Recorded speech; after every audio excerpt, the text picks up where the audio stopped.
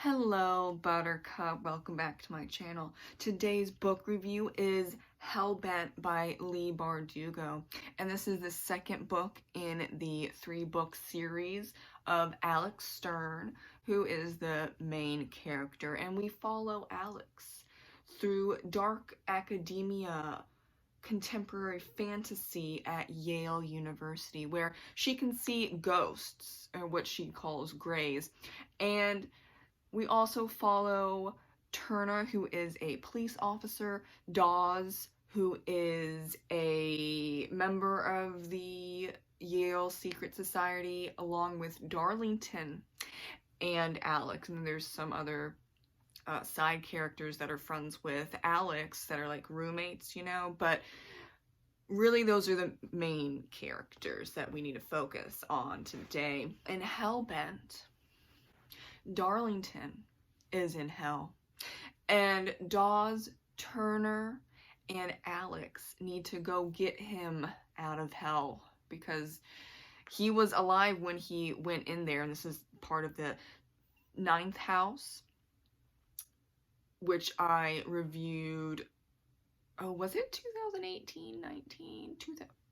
It's been a long time since the publication of 9th House and Hellbent, and for a while I did not know if Hellbent was even going to be published, but it got here. It did. So I'm slightly fuzzy on the specifics of 9th House, and I was not going to reread a 600-page book, okay? But everything in here made sense, because I at least got, like, the main overview. The small specifics, no. But it's fine. I'm actually really happy that I remembered 95% of what happened in 9th House to understand Hellbent, because I have memory issues. But really, all that is going on with Hellbent is that they're trying to get Darlington out of hell, and then they're fixing the problems that happened when they went in and out of hell. Now, I gave this book 4 out of 5 stars. It's actually 3.5 stars, but I rounded it up because I love the characters.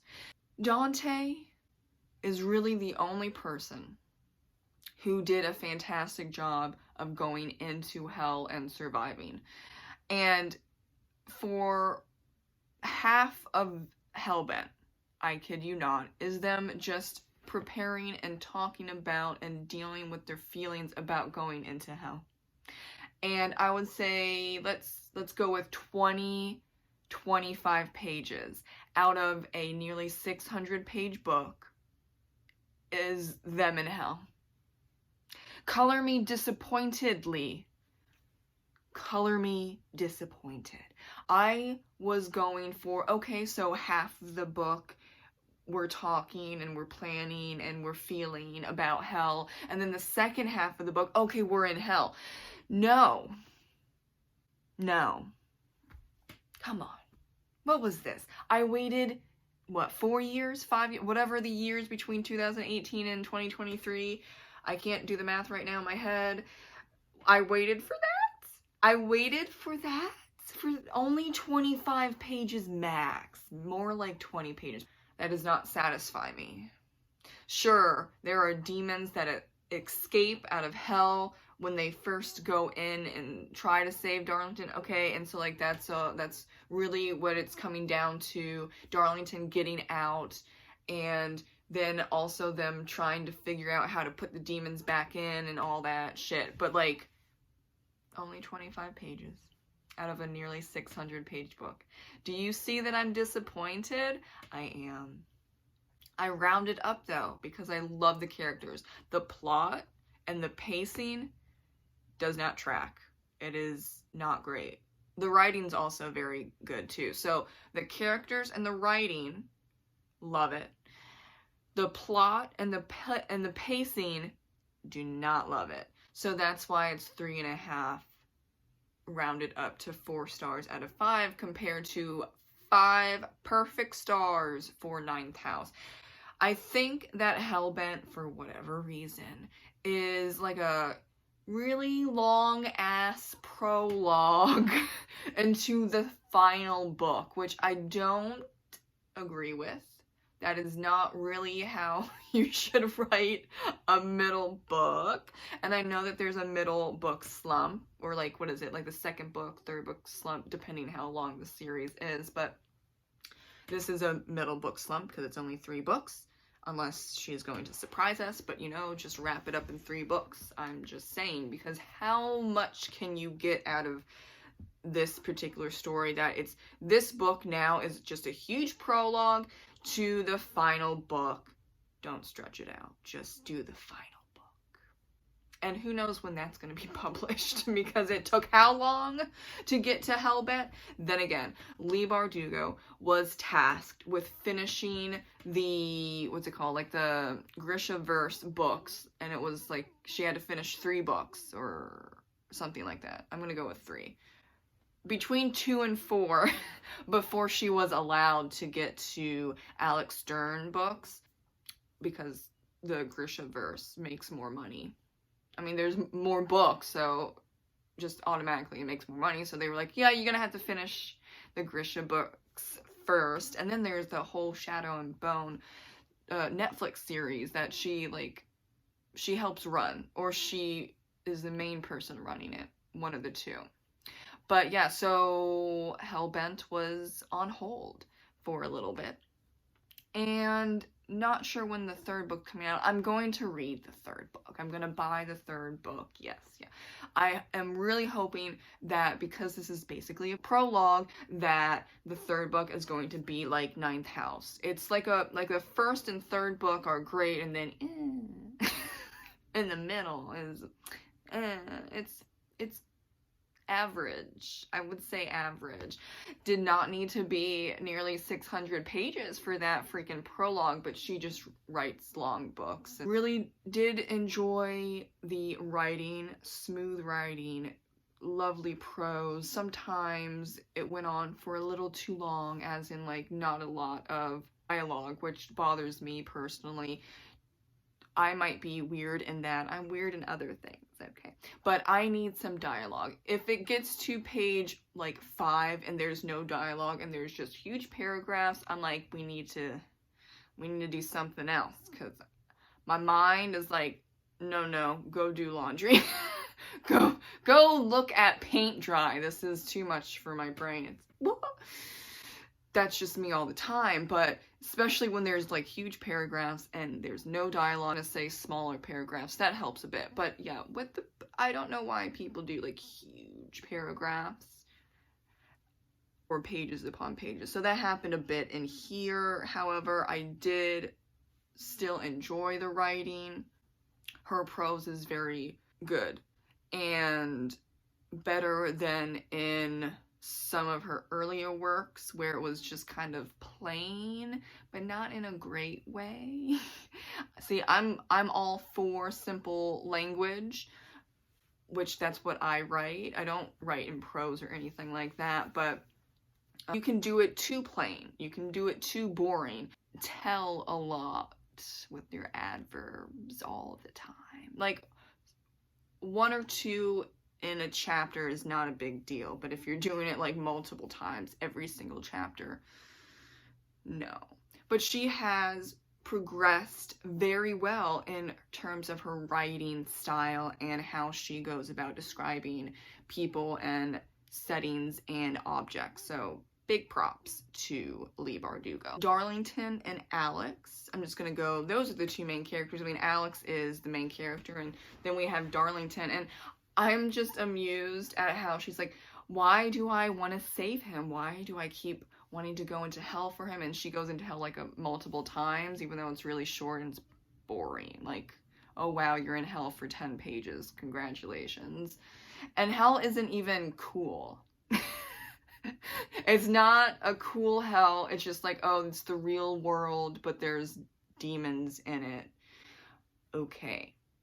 It's not even like tinted yellow air or something. No, it just kind of looks the same. It's just, I don't know, but you could just say that hell is on earth, and lots of people, like, that's a saying, so I guess that's how she wanted to go with it. I get it, but also this is dark academia and contemporary fantasy, so do something else. Because I'm having a moment. I read it and I was like, well, this is boring. I want hell to be violent, disgusting, vile, manic, just all the bad things, but it's just bland. Not happy about that either. However, we're just going to go back into what I was originally talking about. Alex is trying to figure out why she cares so much for Darlington and blah, blah, blah. And, why don't you two just bone? Just get it over with. Have sexy time. You don't have to go all night long, you know, but just get it together and get together. Because, oh my gosh, like, Alex going, I don't know why. Why do I feel like I need to save him in hell? Why? Why? Because you all want to get nasty.